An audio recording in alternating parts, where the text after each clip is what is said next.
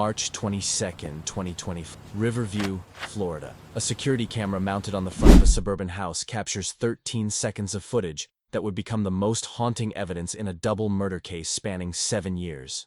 A man and a teenage girl walk toward the front door. His hand rests on her shoulder in what looks like a protective, fatherly gesture. He glances left, then right, then left again. Not the casual look of someone checking for traffic. The deliberate scan of someone making sure nobody is watching. They go inside. The door closes behind them. 16-year-old Brooke Holloway would never be seen again. But here's what makes this case different from every other missing teenager story. This man isn't a stranger. He's her stepfather. He's been her stepfather for 4 years. He taught her how to drive. He helped her with homework. He attended every volleyball game. He walked beside her mother, as Brooke served as maid of honor at their wedding when she was 14 years old. And 7 years before this security camera captured those 13 seconds, in a gas station parking lot 800 miles away, he photographed Brooke's real father. Hours later, Nathan Holloway would disappear forever. This is the story of a man who spent 2,555 days building a family so he could destroy it. And when you understand how he did it, how patient he was, how methodical,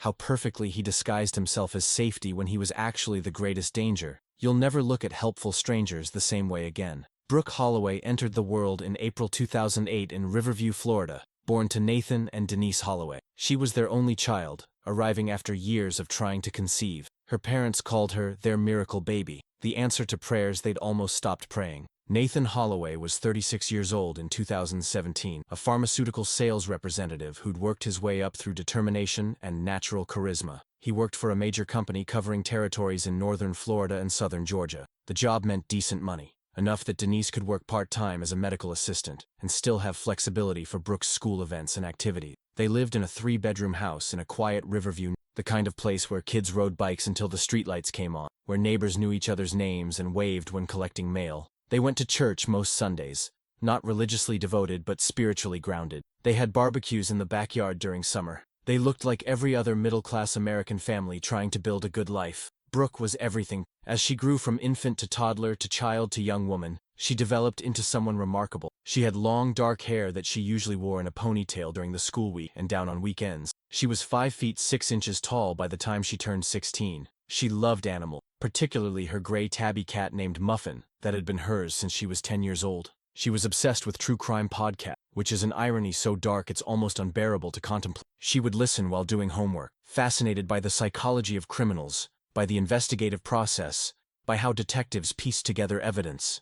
She talked about maybe studying criminal justice or psychology in college, maybe becoming a forensic psychologist who could help understand what made people commit terrible crimes. She collected vintage band t-shirts from thrift stores, carefully curating a wardrobe that expressed her personality. She made playlists for her friends, spending hours crafting the perfect sequence of songs for different moods.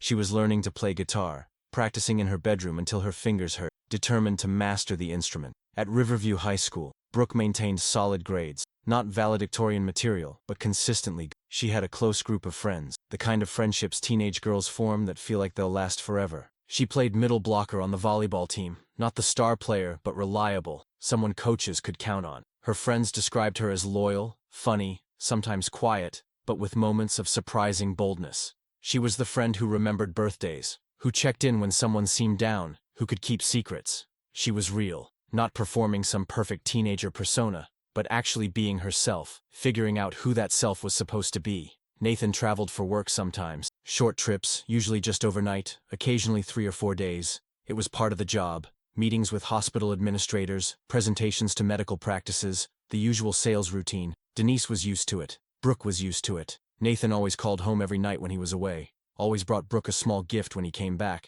Nothing expensive, just something to show he'd been thinking about her. A keychain from whatever city he'd visited, a funny postcard, a candy bar she'd never tried before. The family had their routines, their inside jokes, their traditions. Friday night was pizza and movie night. Sunday mornings meant pancakes before church. Denise and Nathan had date nights twice a month, usually just dinner at local restaurants, maintaining their connection amid the demands of work and parenting. They seemed solid, stable, happy enough. But every family has complexities invisible from the outside. Nathan and Denise's marriage, while functional, had developed the comfortable distance that sometimes settles into long-term relationships.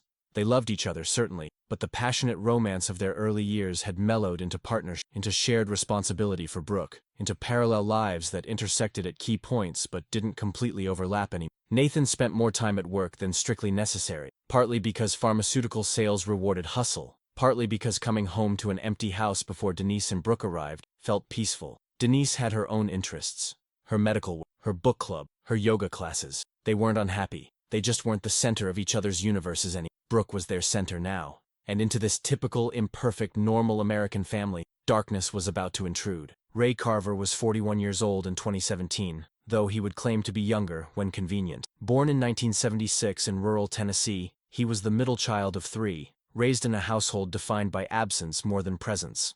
His father worked long hours at a factory, coming home tired and uncommunicative. His mother struggled with depression that went undiagnosed and untreated for years, leaving her emotionally unavailable to her children. Ray learned early that he couldn't depend on his parents for attention, for validation, for the kind of mirroring that helps children develop healthy self-concepts. His older brother escaped into sports and popularity at school, becoming the golden child by virtue of being seen and celebrated outside the home. His younger sister coped by becoming invisible, so quiet and undemanding that their parents barely noticed her. Ray fell somewhere in between, neither remarkable enough to earn praise nor problematic enough to warrant concern. He did okay in school, B's and C's. Never excelling but never failing. He had acquaintances but no close friends. He went to prom because it seemed like something he should do, not because he particularly wanted to. He graduated in 1994 and enrolled in community college, where he studied graphic design because it seemed practical and he had some minimal artistic ability. After 2 years, he dropped out. Not because of academic failure, but because he couldn't see the point. The world felt like a stage where everyone else had been given a script and he'd somehow missed the distribution. He watched people form relationships, build careers, create lives that seemed to have meaning and purpose, and he couldn't understand how they did it. Ray moved through his 20s, taking various jobs, retail, warehouse work, a brief stint as a delivery. He lived alone in cheap apartments, accumulated few possessions, formed no lasting connections. People who worked with him during those years would later struggle to remember him at all. He was that forgettable, that absent, even when present. In his early 30s, Ray discovered forex trading and binary options. Or more accurately, he discovered that he could present himself as a forex trader and people would believe him. He didn't have the capital to actually trade significantly, but he had enough to create the appearance of success. He bought flashy clothes from discount stores. He leased a gold BMW he couldn't afford. He created social media accounts filled with motivational quotes and manufactured success stories. And it worked. People believed him. He started charging for trading courses, one-day seminars where he'd teach supposed secrets to financial freedom. Most of what he taught was worthless, cobbled together from YouTube videos and trading books he'd skimmed. But presentation matters more than content, and Ray had finally found something he was good at, performing the role of a successful person. He called his venture $1 Trillion Legacy, a name that captured his inflated sense of what he could become. He charged around $400 per person for day-long courses. He made enough to sustain the lifestyle that attracted more students. It was a perfect circle of deception, but beneath the performance, Ray was profoundly empty. He felt nothing for the people he scammed, felt no guilt taking money from aspiring traders who could barely afford his fees, felt no satisfaction from the material things he accumulated, the BMW, the designer clothes, the rented penthouse apartment. None of it filled the void that had existed since childhood. He dated occasionally, relationships that never lasted more than a few months. The women would leave, unable to articulate exactly what was wrong, but sensing something fundamentally off about Ray. He maintained religious appearances, attending church occasionally, posting biblical verses on social media alongside his trading advice. But it was performance, another role to play. In 2015, Ray's company held a summer barbecue for employees and their families. It was the kind of corporate event Ray usually skipped, but someone had pressured him to attend, to network, to be a team player. So, he showed up at the park on a Saturday afternoon, wearing expensive sunglasses and carrying imported beer to distinguish himself from the corporate plebes drinking domestic light beer. That's when he saw her, Denise Holloway, standing near the grill with her husband Nathan and their daughter Brooke, who would have been about 7 years old then. Denise was laughing at something Nathan had said, her head thrown back, genuinely happy. Brooke was running around playing tag with other employees' children, her ponytail bouncing, her laughter carrying across the park. Ray watched them for nearly an hour, not obviously staring, but observing from behind his sunglasses, studying them the way a predator studies prey. There was something about them, about the completeness they represented, the family unit, the happiness, the life that seemed to have meaning and purpose and connection. Ray wanted that, not to build his own version of it,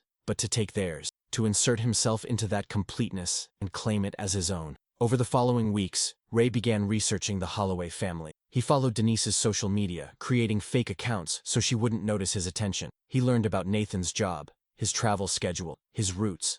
He drove past their house in Riverview, noting when lights went on and off, when cars came and went. He learned that Nathan took the same route to Atlanta roughly once a month, meetings with hospitals and medical practices in his territory. He learned that Nathan always stopped at the same gas station in Valdosta, Georgia. Best coffee on I-75, Nathan had mentioned once during a break-room conversation a throwaway comment that most people forgot 5 minutes later. Ray never forgot. He filed it away, along with every other piece of information he gathered about Nathan Holloway's life and routines. For nearly 2 years, Ray watched and waited and planned. He refined his approach, thought through contingencies, prepared for the moment he would act. And on March 14, 2017, that moment arrived. March 13, 2017, started as a routine Monday morning for Nathan Holloway. He kissed Denise goodbye around 7 a.m., reminding her to be back Thursday. He hugged Brooke, 9 years old and already almost as tall as her mother, and promised to bring her back something fun from Atlanta. She asked for peach candy because Atlanta was in Georgia, and Georgia meant peaches in her 9-year-old understanding of geography. Nathan threw his suitcase in the trunk of his rental car, a standard white sedan from Enterprise. His company provided rental cars for work trips, rotating between different mid-size models. He programmed his GPS for the first hospital on his schedule and started driving. The drive from Riverview to Atlanta was familiar, a route he'd driven dozens of times. Interstate 75 cutting through Florida into Georgia, the landscape gradually shifting from flat Florida terrain to the rolling hills of southern Georgia. Nathan had his routine, coffee from home in his travel mug until it ran out, then stop in Valdosta at that gas station with the surprisingly good coffee. He'd arrive in Valdosta around mid-afternoon, grab coffee and lunch, use the restroom, maybe call Denise to check in, then continue to Atlanta, arriving by early evening, check into his hotel, order room service, or find a nearby restaurant, review his presentation materials for the next day's meetings, call home to say goodnight to Brooke, sleep, wake up early for a full day of sales meetings. Repeat. It was boring and familiar and safe, the kind of routine that makes life predictable. On March 14, 2017, at approximately 2:30 in the afternoon, Nathan pulled into that Valdosta gas station. Security cameras would later show him parking, getting out of his rental car, stretching his back from the long drive, checking his phone for messages.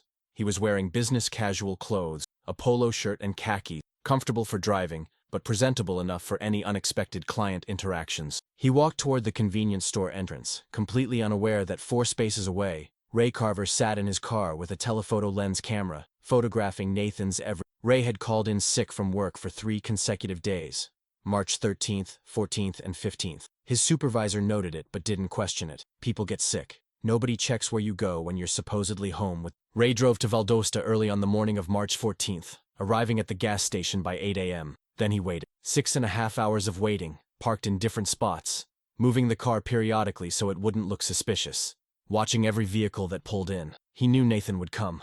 Nathan always came. The question was timing, but Ray had nowhere else to be. He'd waited 2 years to reach this point. He could wait another few hours. When Nathan's white rental finally pulled in, Ray felt something that might have been excitement if he were capable of genuine emotion. Instead, it was more like satisfaction, the satisfaction of a plan coming together, of pieces fitting into place.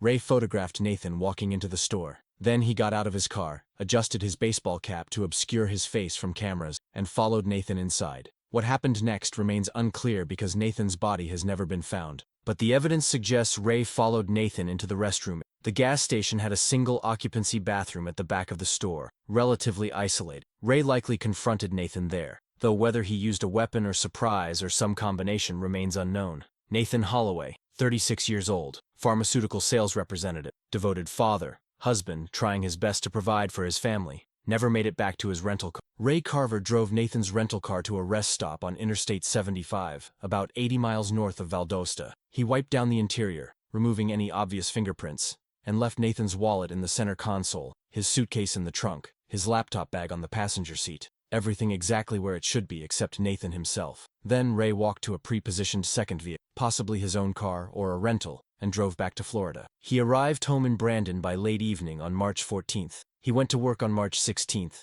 telling co-workers he was finally feeling better after that terrible Meanwhile, on March 15th, A maintenance worker at the rest stop noticed a rental car that had been sitting in the parking lot all day. He reported it to Georgia State Patrol. Officers ran the plates and discovered the car was rented to Nathan Holloway, who was supposed to have meetings in Atlanta but never showed up. The car was empty. No signs of struggle inside. No blood.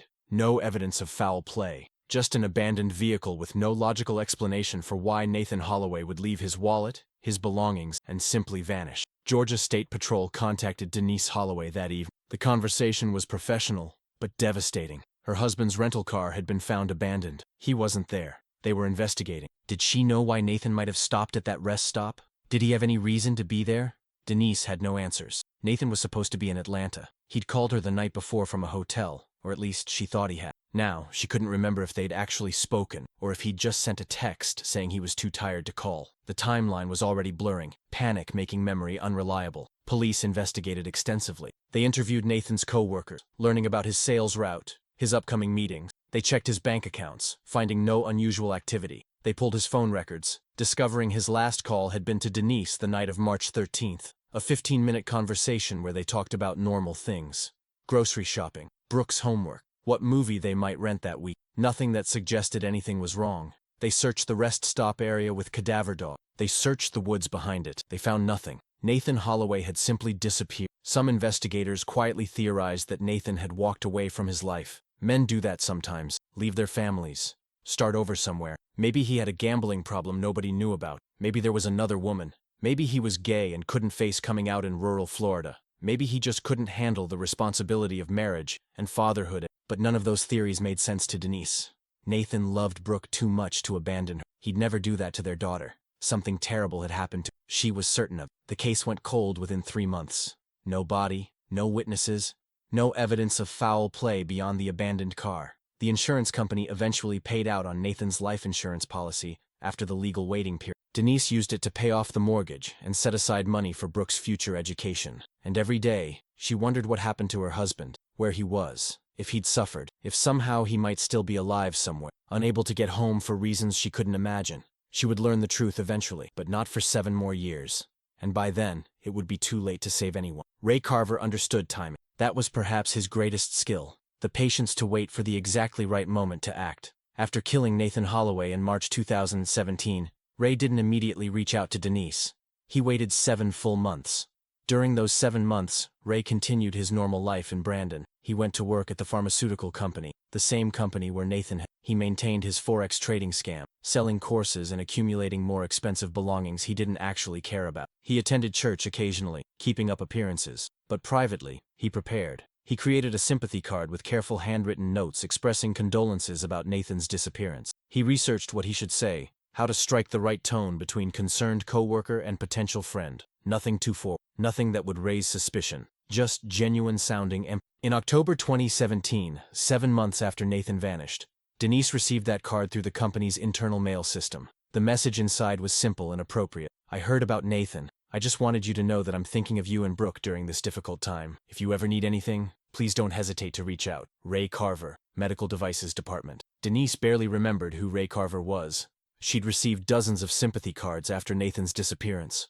Co-workers, church members, friends, family, they all blurred together. A mountain of well-meaning words that couldn't change the fact that her husband was gone. She didn't respond immediately. She was drowning in grief and confusion, and the terrible not knowing of Nathan's disappearance. A card from a co-worker she barely remembered didn't stand out. Ray waited another month. Patience. Always patience. In November, Denise received flowers on what would have been her wedding anniversary. A small arrangement, nothing extravagant, tasteful white lilies.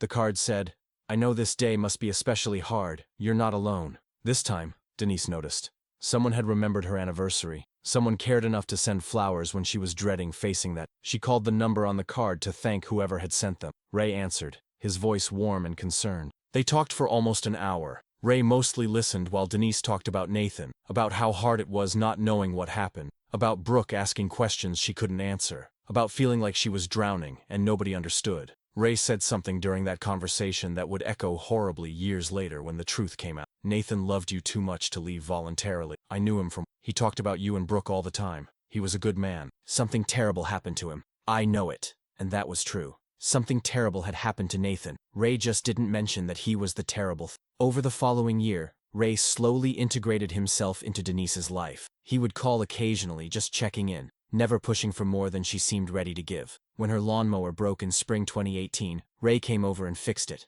When a pipe leaked under her kitchen sink, Ray knew how to repair it. When Brooke had a school project about careers in medicine, Ray talked to her about his work in medical devices, making her laugh with stories about boring sales meetings. He was helpful, patient, kind. He never tried to replace Nathan, never suggested moving too fast. He honored Nathan's memory in conversations with Brooke, telling her stories about her dad from work, funny moments from office meetings. He positioned himself as someone who wanted to help a grieving family, not as someone pursuing Denise romantically. But gradually, imperceptibly, the relationship shifted. By late 2018, Ray was spending more time at the Holloway house.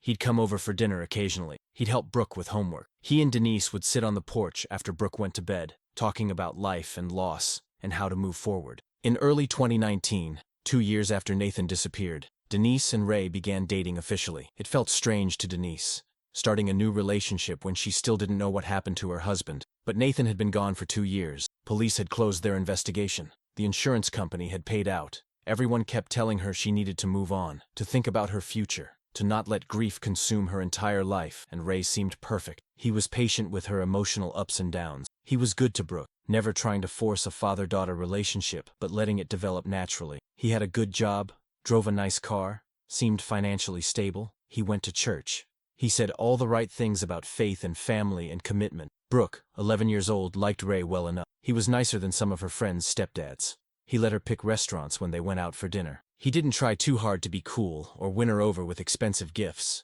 He seemed genuine in his interest in her life, asking about school and friends and volleyball. But sometimes Brooke noticed things that felt slightly off. The way Ray would watch her mom with an intensity that didn't quite match his casual demeanor. The questions he asked that seemed designed to gather information more than express genuine interest. The moments when his smile didn't reach his eyes. She mentioned it once to her friend Aliyah. "Does your mom's boyfriend ever seem like he's acting?" she asked. "Like, he's being nice, but it feels like a performance."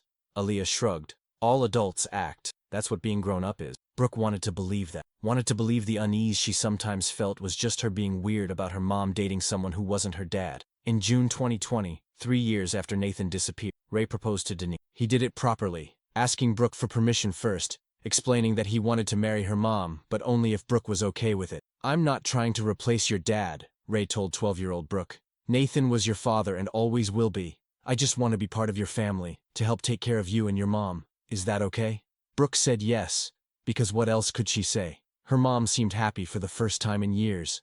Ray had been nice to her, and part of her was just tired of being the sad girl with the missing father. Maybe having a stepdad would make their family feel normal again. They got married in a small ceremony at their church. Brooke was the maid of honor, wearing a lavender dress and forcing herself to smile for photographs. In those wedding photos, captured forever, Ray's hand rests on Brooke's shoulder, the same gesture, the same position, the same hand that would be there 4 years later in those 13 seconds of security footage. For the first 3 years after marrying Denise, Ray Carver played the role of perfect stepfather with Academy Award-worthy precision. He moved into the Holloway house in Riverview, the house Nathan had lived, the house where Nathan's presence still lingered in photos on walls and Brooke's memory. Ray sold his house in Brandon, or rather, he told Denise he sold it. In reality, he kept it as what he called a rental property, though he never actually rented it out. He claimed the real estate market made selling difficult, that he'd wait for prices to improve. Denise didn't question it. Ray had his own money, contributed to household expenses,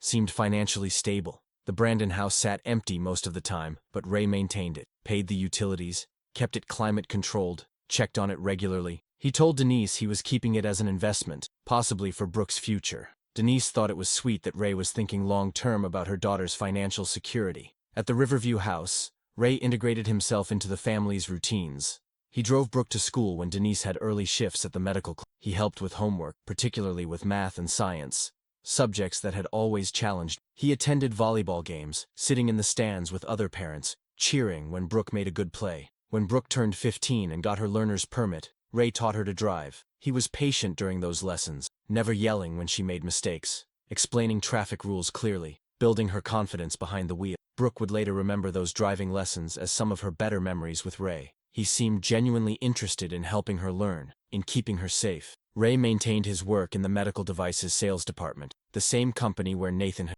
None of Nathan's former colleagues ever connected Ray to Nathan's disappearance.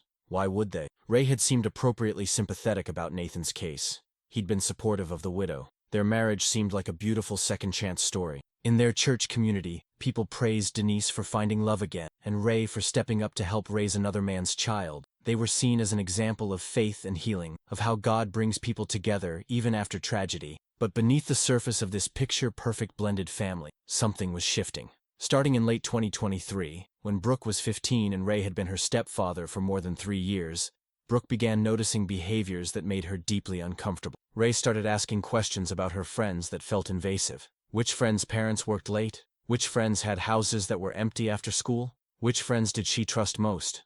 Which ones would she tell secrets to? The questions seemed casual, like a concerned parent wanting to know about his stepdaughter's social circle. But something about the way he asked, the intensity behind his casual tone, felt wrong. Brooke noticed Ray checking her phone when she left it on the kitchen counter. She'd come back from the bathroom to find it slightly moved, still warm like someone had just been holding it. When she confronted him once, Ray claimed he'd accidentally bumped it while cooking, but Brooke started keeping her phone with her constantly. Then there were the nights when Brooke would wake up and see Ray standing in her doorway, just standing there, watching her sleep. The first time it happened, Brooke screamed, startled awake by the silhouette in her doorway. Ray claimed he was just checking that she was okay, that he'd heard a noise, and wanted to make sure everything was fine. "You scared me," Brooke said, her heart pounding. "Sorry, kiddo," Ray replied. "Just making sure you're safe. Go back to sleep." But it happened again, and again. At least 3 times that Brooke remembered clearly, and possibly more times when she didn't wake up, when Ray stood there watching her for who knows how long. Brooke mentioned it to her best friend Aaliyah in February 2024, about a month before she disappeared. They were at Aaliyah's house after school, sitting in her bedroom talking about normal teenage things. "Does your stepdad ever act weird?" Brooke asked. "Weird how?" Aaliyah responded, not looking up from her phone. "Like, I don't know.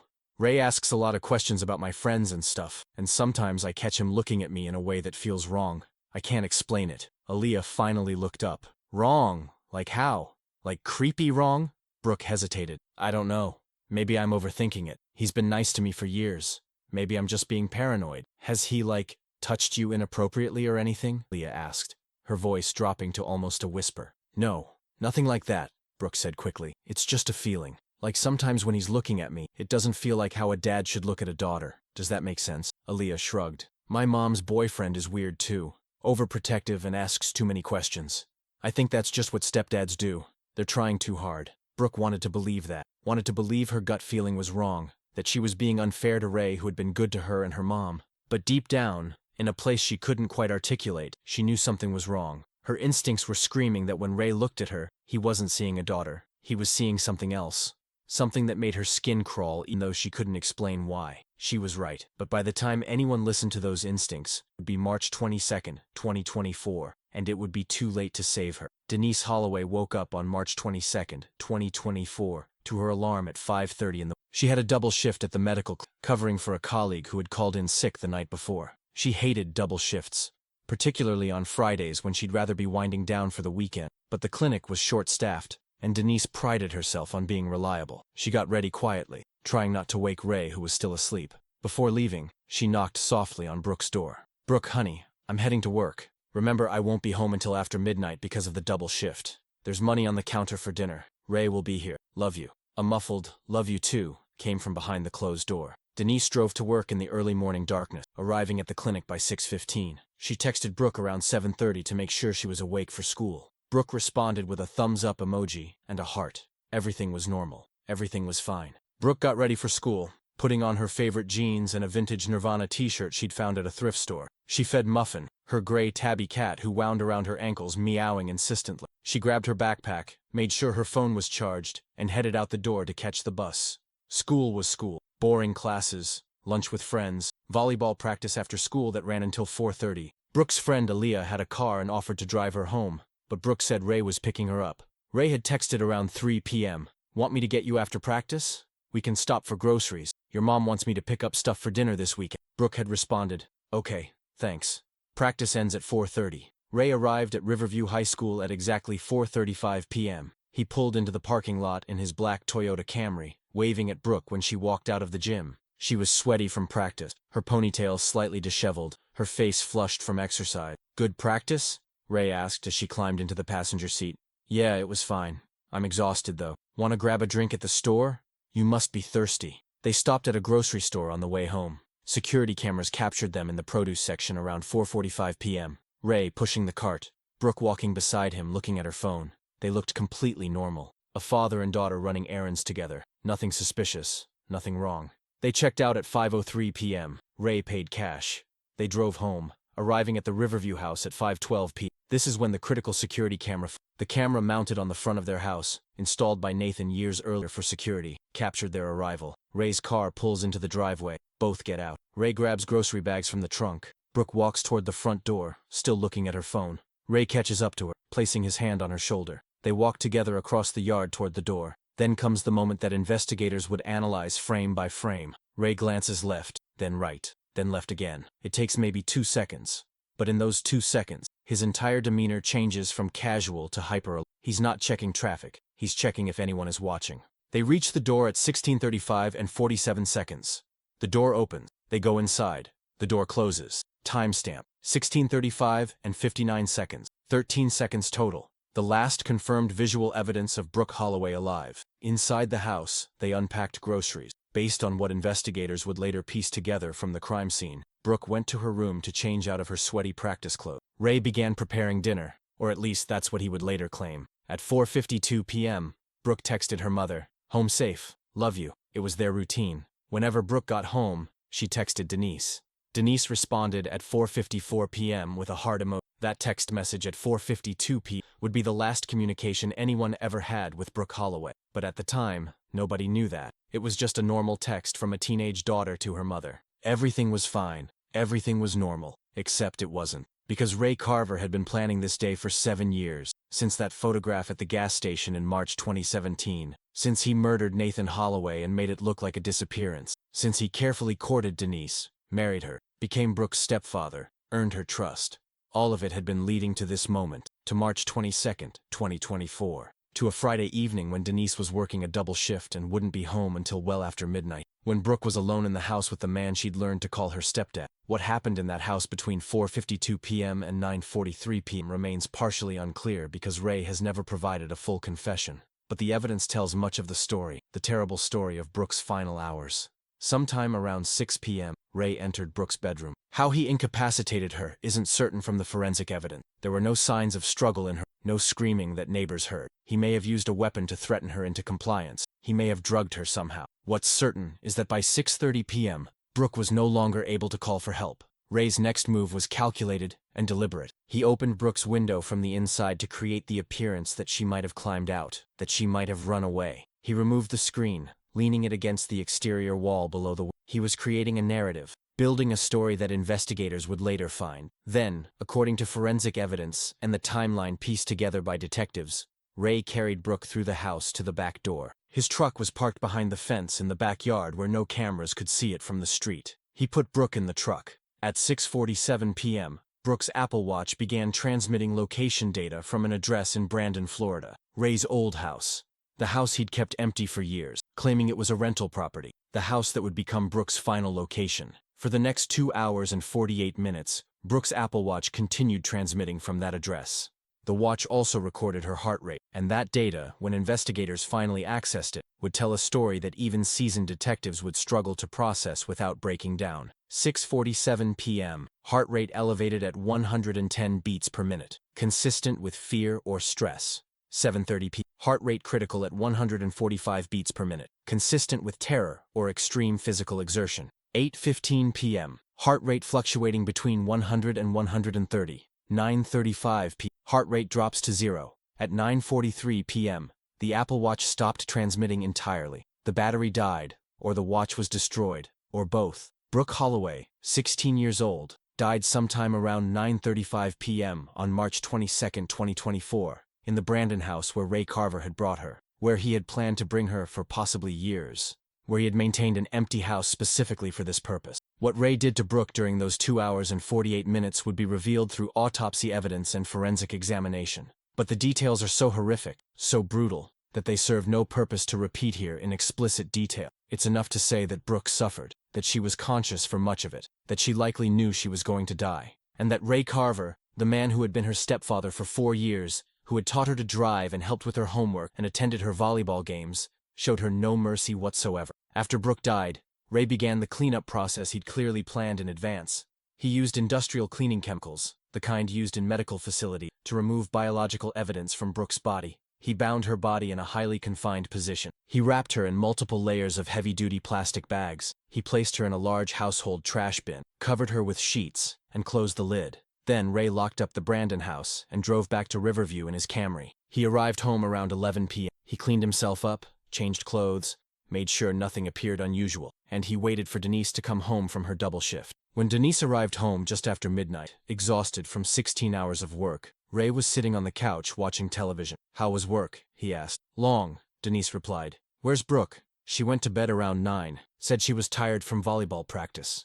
"Did she eat dinner?" "Yeah, I made pasta. She had 2 plates. She's been in her room all evening, probably on her phone." It seemed normal. Teenage girls shut themselves in their room. Brooke often went to bed early when she was tired from practice. Nothing about Ray's demeanor suggested anything was wrong. Denise was too exhausted to check on. She'd just worked a 16-hour shift. She went to bed, falling asleep almost immediately beside the man who had murdered her daughter 7 hours early. The next morning, Saturday, March 23rd, Denise woke around 8 a.m. She knocked on Brooke's door. "Brooke, you awake?" No answer. Denise opened the door. The bed was made. The room was empty. The window was open. Screen removed. Brooke was gone. The next 72 hours would become a masterclass in parental advocacy versus police bureaucracy. Because while Denise Holloway immediately knew something was catastrophically wrong, law enforcement moved with frustrating slowness.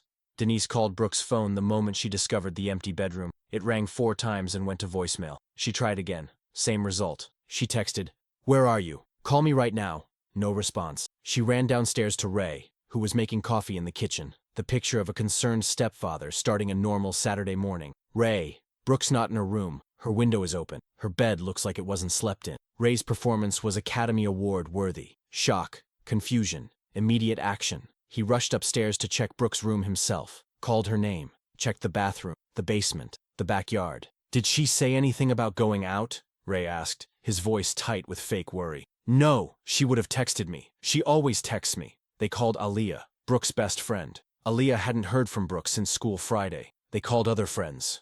Nobody had spoken to her. Nobody knew where she might be. At 9:30 a.m., Denise called the Riverview Police Department to report her daughter missing. The officer who answered took her information and explained that Brooke was 16 years old. Teenagers sometimes run away. She might have climbed out the window to meet friends. They'd file a report but couldn't launch a full investigation unless there were signs of foul play. "Signs of foul play?" Denise's voice rose. "My daughter is missing. The window is open, and she didn't take her phone charger, or her wallet, or anything. Something is wrong. I understand your concern, ma'am. We'll send an officer to take a report. But right now, this looks like a possible runaway situation." The officer arrived at 11 a.m. He walked through Brooke's room, noted the open window, took photos. He asked if Brooke had been having any problems at home, at school, with friends. Any reason she might want to run away? "No," Denise said emphatically. "Brooke is happy. She has friends, good grades. She's on the volleyball team. She has no reason to run away." "What about romantic relationship? Boyfriend problems?" "She doesn't have a boyfriend. She's focused on school and volleyball." The officer wrote everything down. He asked Ray if he'd noticed anything unusual about Brooke's behavior lately. Ray performed brilliantly. Concerned stepfather, worried, helpful. "She seemed normal yesterday. We went to the grocery store after her practice. She was tired, but that's normal after volleyball. She went to her room after dinner, and I just assumed she was doing homework, or on her phone." The officer filed a report. He assured Denise they'd be looking for Brooke, but the subtext was clear. Teenage girl, open window, no signs of forced entry or struggle. This was probably a runaway situation. She'd turn up. Saturday dragged into Sunday with no word from Brooke. Denise spent the entire weekend calling everyone they knew, driving around Riverview and neighboring areas, checking places Brooke might go. The mall, friends' houses, the park where she used to play as a child. Nothing. Ray helped with the search, or appeared to. He drove around for hours, called Brooke's phone repeatedly, posted on social media asking if anyone had seen her. He was the picture of a stepfather desperate to find his missing stepdaughter. On Sunday evening, Denise's sister came over. She's the one who suggested checking if Brooke had an Apple Watch. "Remember, you bought her that watch for her birthday last year. Does it have tracking?" Denise had completely forgotten. 3 weeks earlier, for Brooke's 16th birthday, Aaliyah had given her a pink Apple Watch. Brooke loved it. wore it constantly, even to sleep because it tracked her sleep patterns. Denise logged into the family's Apple account on her laptop. She navigated to find my device, and there, on the map, was a location pin. Brooke's Apple Watch had last pinged from an address in Brandon, Florida. The device had transmitted location data on March 22nd from 6:47 p.m. to 9:43 p.m. 3 hours, all at the same address. Denise stared at the screen, her hands shaking. Ray, why does this say Brooke was at an address in Brandon yesterday? Ray came over to look at the laptop screen. She watched his face carefully. For just a split second, something flickered across his features. Not shock, not confusion, something else. Recognition maybe, or calculation. I don't know, he said. That's weird. Maybe the GPS is wrong? It says she was there for 3 hours. From 6:47 to 9:43. What's the address? Denise read it out loud. The moment she said it, she saw Ray's body tense imperceptibly. Wait, isn't that your old house? Your rental property? Yeah, that's the address. But I don't understand why Brooke would be there. I haven't been to that house in weeks. It's been empty. Denise called the police immediately. This time, the urgency in her voice got their attention. Her daughter's watch had pinged from a specific location for 3 hours. This wasn't a vague she ran away situation. This was concrete evidence of where Brooke had. Detectives were dispatched to the Brandon address that evening. They arrived around 8 p.m. on Sunday, March 24th, 48 hours after Brooke disappeared. Ray agreed to drive there with them, to let them search his property. The house was locked. Ray unlocked it, claiming he hadn't been inside in at least 2 weeks. The detectives entered first, weapons drawn, not knowing what they might find. The house was immaculate, everything in its place. No dishes in the sink, no clutter, the kind of clean that feels deliberate and sterile. One officer later described it as having the feel of a crime scene that someone tried very hard to clean. In the garage, behind a stack of old paint cans and a workbench that looked like it hadn't been used in years, detectives found a blue tarp folded neatly. There were stains on it, dark reddish-brown stains that looked like blood. In the backyard, cadaver dogs alerted on 3 separate areas of disturbed soil, all recently dug, all empty. Whatever had been there was gone. Detectives noticed the drywall in the garage looked newer than the rest of the house. They cut through and found a fireproof safe bolted to the studs behind it. The safe had a combination lock. They cut it open with power tool. Inside was a smaller lockbox. They cut that open too. What they found inside would finally answer every question about who Ray Carver really was and what he'd been planning for 7 years. Photographs. Dozens of them. Organized by date in manila folders. Folder 1. Screenshots printed from Denise's Facebook and Instagram dating back to 2015. Photos of her at work. Photos of her with Nathan. Photos of her with young Brooke at a birthday party. Photos from family vacation. Everything meticulously printed and organized chronologically. Folder 2. Photos of Nathan at company events. Nathan standing in groups at holiday parties. Nathan at a retirement dinner. Nathan at the company barbecue in 2015. Photos where you'd never notice who else was in the room, who else might have been watching, photographing, planning. Folder 3. Photos of Brooke at volleyball games. Taken from the far end of the bleachers over multiple seasons. Brooke at 12. Brooke at 13, 14, 15. Always from a distance. Always from an angle where Ray would blend in with all the other parents watching their children play. Folder 4. Photos of the Holloway house taken from a car parked across the street. Different seasons, different times of day. Morning shots showing Nathan leaving for work. Afternoon shots showing Brooke getting off the school bus. Evening shots showing lights coming on in different rooms.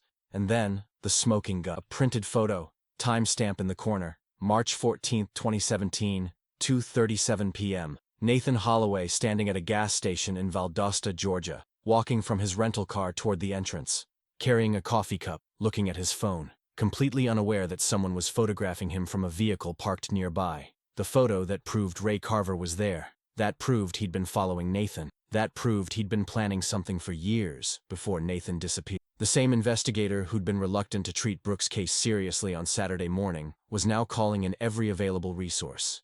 This wasn't a runaway teenager. This was a double homicide. Father 7 years ago. Daughter now. Same killer. Same meticulous planning. Ray Carver was arrested at his parents' house on April 5, 2024, charged with 2 counts of first-degree murder. But the most devastating question remained: where were Nathan and Brooke? Ray Carver has never told anyone where Nathan and Brooke Holloway are buried. Not during the initial interrogation when detectives sat across from him for 14 hours over 3 days, trying every technique they'd learned to get him to talk. Not during trial when the prosecutor asked him directly in front of the jury to do the right thing and tell Denise where her family was.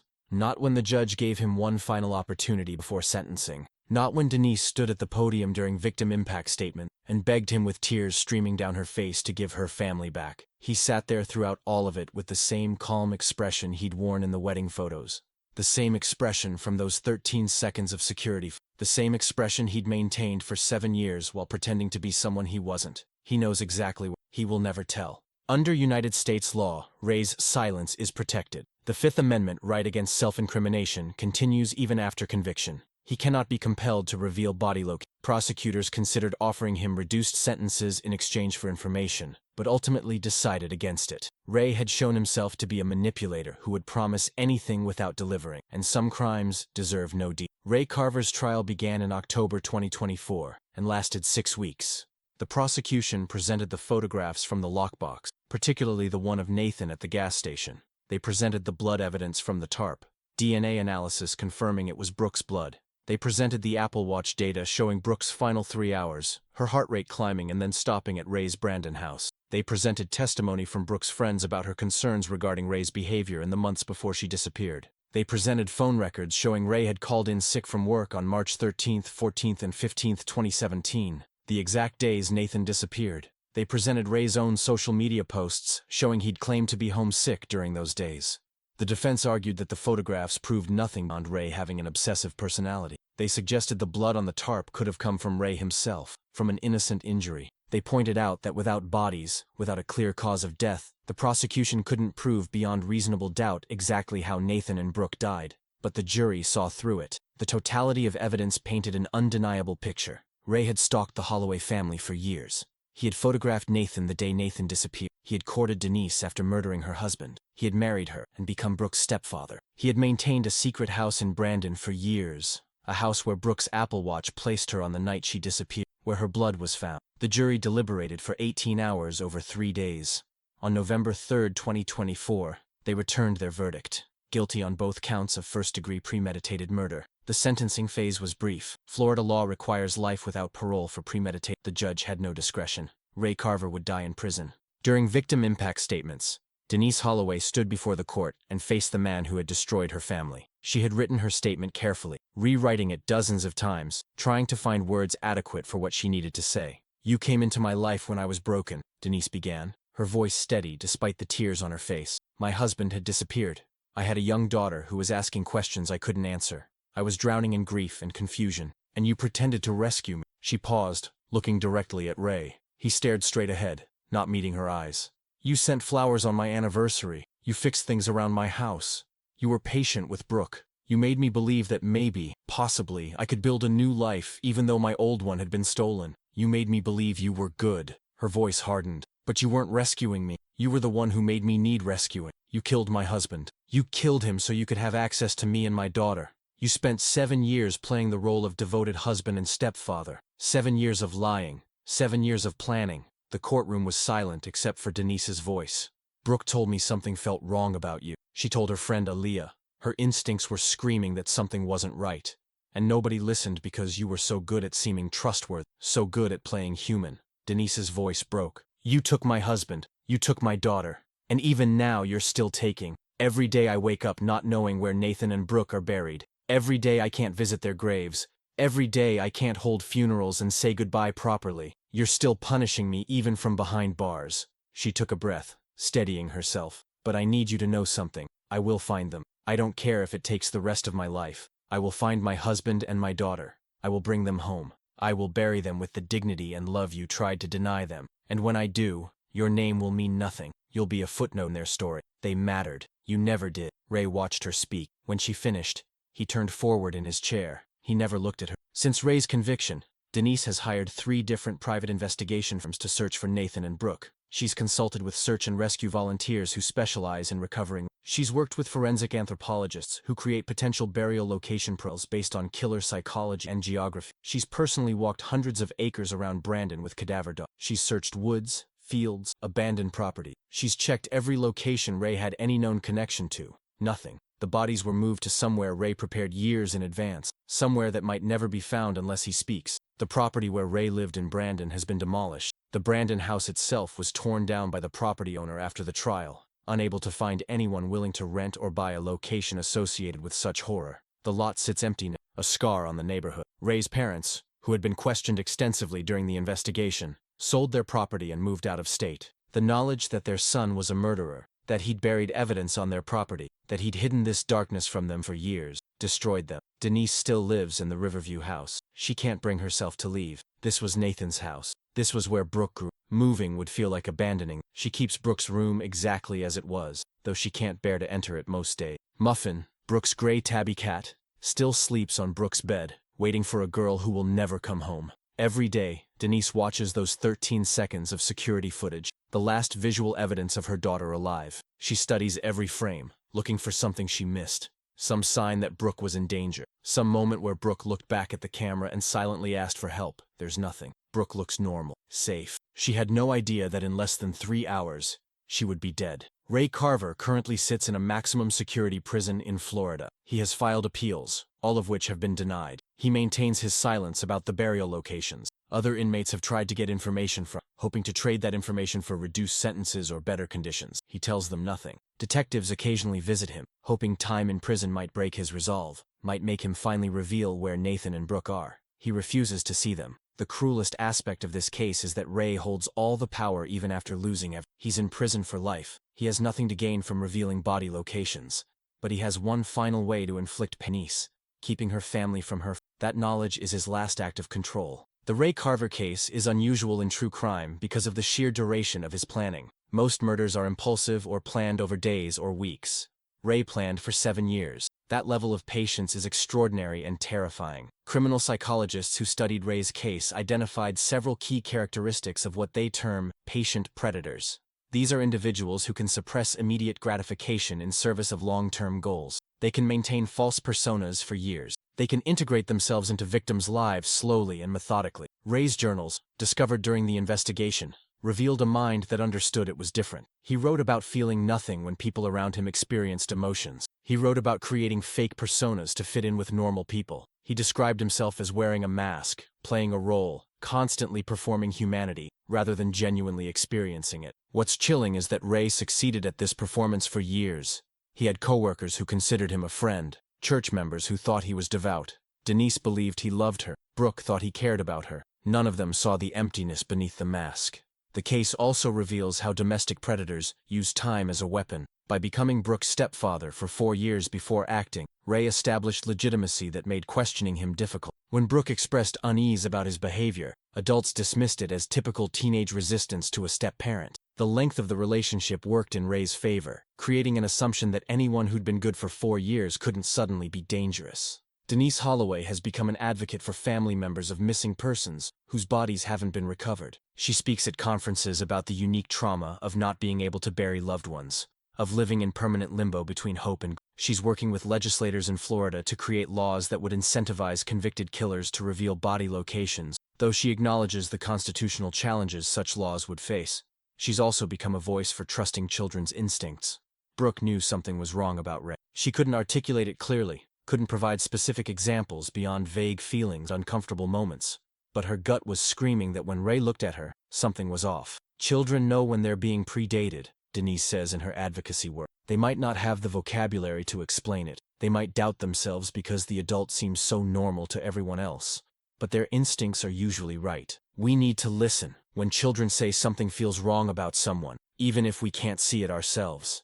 The case has changed how some law enforcement agencies handle missing person reports. The initial police response to Brooke's disappearance, the assumption that she'd run away despite no evidence supporting that theory, nearly cost investigators crucial time. Denise's advocacy has led several police departments to eliminate waiting periods and treat all missing person reports, regardless of age, as potentially serious from the start. The impact on families extends far beyond Denise. Brooke had friends whose lives were shattered by her disappearance and the later revelations about Ray. These were teenage girls who had spent time at Brooke's house with Ray present, who had been in the same spaces with a killer and never knew it. Aaliyah, Brooke's best friend, struggles with guilt. She was the one who told Brooke that stepdads just act weird sometimes, that Ray's behavior was probably normal. In her mind, she wonders if Brooke would have pushed harder for someone to listen, if Aaliyah had validated her concerns instead of dismissing them. I keep thinking about that conversation, Aaliyah said in a victim impact statement. Brooke told me she felt uncomfortable. She said Ray looked at her wrong, and I told her she was overthinking it. I told her stepdads are just protective. What if she would have told her mom if I'd said something different? What if my stupid advice is why she didn't push harder for help?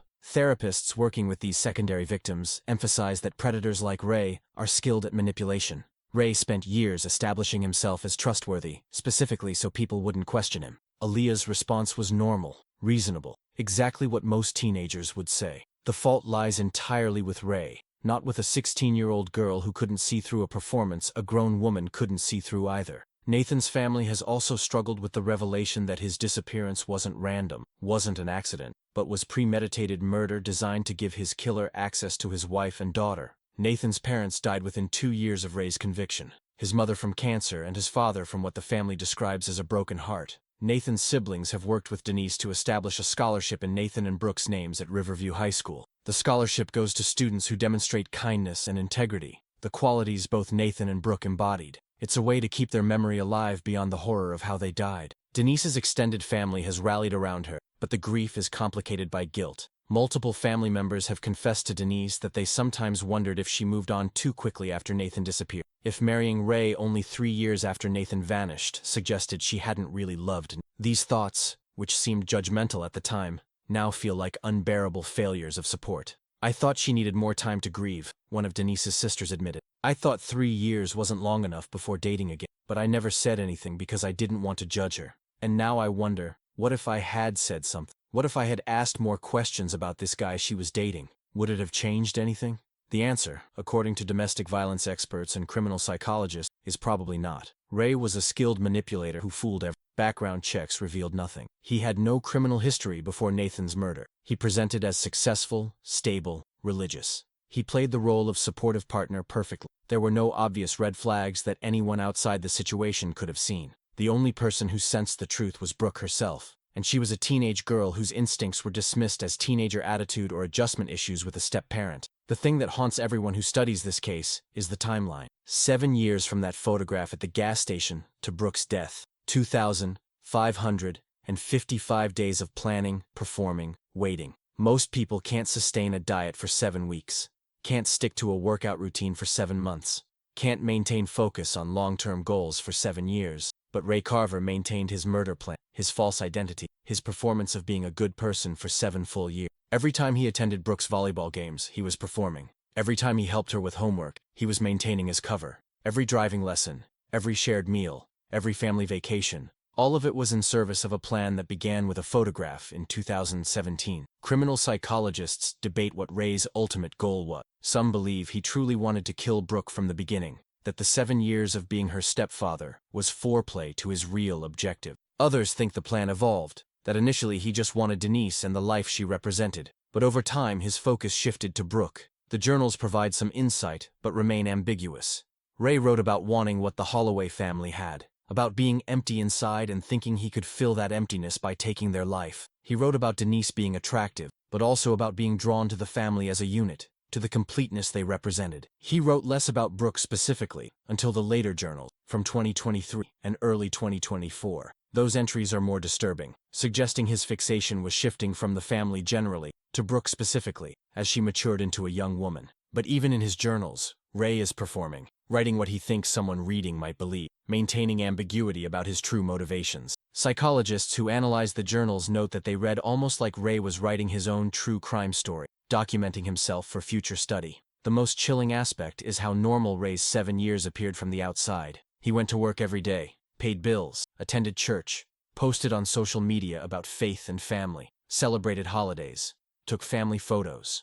He lived an entire ordinary life while carrying the knowledge that he'd murdered Nathan and was planning to murder Brooke. How does someone do that? How does someone sit across the dinner table from a child, help her with algebra homework, listen to her talk about friendship drama at school, tuck her in at night, all while planning to kill her? The answer, according to experts, is that people like Ray don't experience empathy or emotional connection the way most humans do. Brooke wasn't a person to him. She was an object, a thing he wanted to possess and control. The 4 years of stepfathering weren't building a relationship. They were establishing ownership. This perspective helps explain why Ray refuses to reveal body locations. For most people, there would be some guilt, some desire to give the family closure, some human impulse to do one decent thing after doing something so terrible. But Ray doesn't have those impulses. Denise's suffering doesn't move him because he doesn't experience empathy. Withholding body locations gives him continued control, continued power over the situation. That matters more to him than any external pressure or incentive authorities might offer. As of this writing, the search for Nathan and Brooke Holloway continues. Denise has expanded her efforts beyond Florida, working with researchers who study serial killer burial patterns and disposal methods. She's consulted with forensic anthropologists who create geographic profiles for likely burial locations based on killer psychology, access, and risk factors. The prevailing theory is that Nathan and Brooke are buried in separate locations, possibly states apart. Ray had 7 years to plan disposal methods. He traveled for work, giving him familiarity with various regions. He could have buried Nathan shortly after killing him in 2017, somewhere along his route back from Georgia to Florida. Brooke's burial likely happened shortly after her death, probably within 24 to 48 hours. Cadaver dogs have searched hundreds of potential sites. Ground-penetrating radar has been used in areas where Ray was known to have spent time. Every property he ever rented, owned, or had access to has been thoroughly examined. His parents' former property was excavated completely. Nothing. Some investigators theorize Ray might have cremated one or both bodies, though that would require access to facilities that leave record. Others suggest he might have used industrial equipment to dispose of remains, perhaps related to his work in medical devices sales. Every theory has been explored. None have yielded results. Denise has offered a substantial reward, over $100,000, for information leading to the recovery of Nathan and Brooke's bodies. She's appeared on national television multiple times, including Dateline NBC and 2020, hoping media attention might generate leads. Nothing concrete has emerged. The most frustrating aspect for Denise is knowing that one person has all the answers. Ray knows exactly where Brooke is, could draw a map showing investigators precisely where to search, but he chooses silence, even when that silence benefits him in no way. I've offered him everything I can think of, Denise says. Better prison conditions, money for his family, public statements that he showed remorse by revealing locations. Nothing matters to him. The only thing that seems to give him satisfaction is knowing I'm suffering. Victim advocates working with Denise have helped her understand that she may never find Nathan and Brooke, that Ray might die in prison without ever revealing their location, that she may spend the rest of her life searching. Learning to live with that uncertainty while still maintaining hope has become Denise's daily struggle. She's created rituals to mark important dates without graves to visit. On Nathan's birthday, she drives to their favorite restaurant and orders his usual meal. She sits alone at a table for two and talks to him about Brooke, about how proud he would be of the young woman she became before Ray took her. On Brooke's birthday, Denise buys a birthday cake and brings it to Brooke's favorite spot in a local park. She sings happy birthday to a daughter who can't hear her. These rituals help, Denise says, but they're not the same as visiting graves. I want to bring them flowers. I want a place where I can sit and feel close to them. I want headstones with their names and dates and words about how loved they were. Ray's stolen that from me along with everything else. The Ray Carver case offers several critical lessons about patient predators and the ways they operate. First, background checks have limitations. Ray had no criminal record before killing Nate. He appeared on paper to be a successful professional, church-going, financially stable. Traditional vetting methods revealed nothing concerning. This reality terrifies people because it means predators can be truly invisible until they act. Second, time is a weapon. The longer Ray played the role of good stepfather, the more legitimacy he gained. By the time Brooke started expressing concerns, Ray had 4 years of being good to her, 4 years of being trusted by her mother and accepted by the community. That history made questioning him difficult. Third, children's instincts matter more than adults often acknowledge. Brooke knew something was wrong. She couldn't articulate it clearly, but she felt it. Adults dismissed her concerns as normal teenage discomfort with a step-parent. Those instincts were trying to save her life. Fourth, police protocols for missing persons need continued reform. The initial response to Brooke's disappearance, treating it as a likely runaway situation despite evidence suggesting otherwise, wasted crucial time. Denise's access to the Apple Watch data is what pushed the investigation forward, not police initiative. Fifth, there is no perfect protection against determined predators. Ray spent years planning. He was patient, methodical, careful. He cleaned crime scenes with industrial thoroughness. He maintained empty properties for disposal purposes. He created alibis and narratives. No reasonable amount of caution from Denise or Brooke could have prevented what Ray did because they had no way of knowing who he was. This last point is important because victim blaming is common in cases like this. People ask why Denise married Ray so quickly after Nathan disappeared, why she didn't see warning signs, why she didn't listen when Brooke expressed concern. These questions place responsibility on victims rather than perpetrators. The reality is that Ray was exceptionally skilled at deception. He fooled coworkers, church members, friends, family, investigators initially, everyone. Denise's failure to see through Ray's performance isn't a personal failure, it's evidence of how good Ray was at performing. Brooke's legacy has become centered on trusting children's instincts and taking their concerns seriously, even when they can't articulate them clearly. Several schools in Florida now include education about trusting gut feelings and recognizing that adults who seem normal can still be dangerous. If Brooke's story saves even one child, Denise says, if one parent listens when their kid says something feels wrong about someone, if one teenager trusts their instincts and gets away from someone who makes them uncomfortable, then her death isn't completely meaningless. Nathan's legacy has become focused on the importance of solving missing person cases thoroughly, of not assuming that missing adults simply walked away from their lives. The investigation into Nathan's 2017 disappearance was inadequate, treating it as a man who might have run away rather than a potential homicide. Better investigation might have caught Ray before he had access to Brooke. Together, Nathan and Brooke's story has sparked conversations about patient predators, about the limitations of background checks, about the importance of listening to instincts even when everything seems normal on the surface. We return to where we started. 13 seconds of security footage. March 22, 2024. A man and a teenage girl walking toward a door, his hand on her shoulder. Him, checking if anyone's watching. The door closing behind them. 13 seconds that captured the end result of 7 years of planning. 13 seconds that would become the most analyzed footage in a case that exposed patience as the deadliest weapon a predator can possess. Brooke Holloway was 16 years old. She loved true crime podcasts, vintage t-shirts, and her gray tabby cat named Muffin. She was learning to play guitar. She wanted to study criminal justice or psychology. She made playlists for her friends and kept her Forerunner spotless.